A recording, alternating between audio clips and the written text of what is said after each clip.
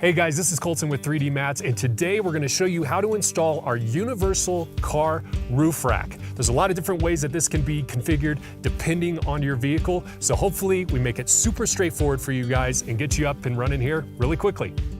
All right, first up, what you need to identify is the shape of the roof railing that your vehicle has.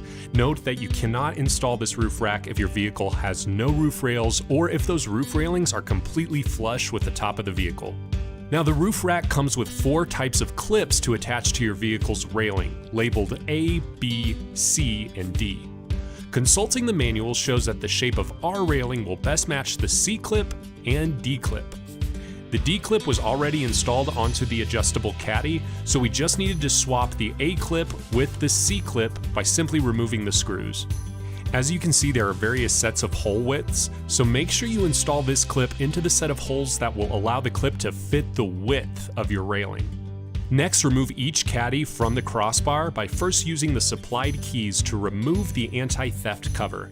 Then remove the plastic plug from each end of the bar, and then loosen each bottom screw on the caddies, which will enable them to slide out the end of the crossbar.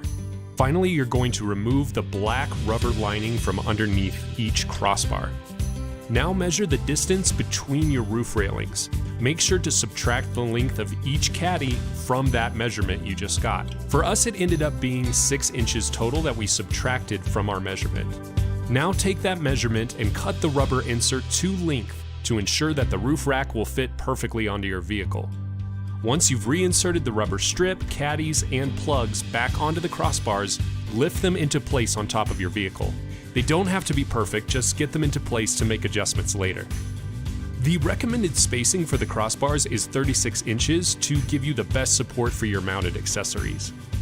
On the outside of each caddy, loosen each clip screw until you can adjust the metal clip to slide out of the current tray into the correct tray so that the height of the clip is allowing it to properly grip your vehicle's railing.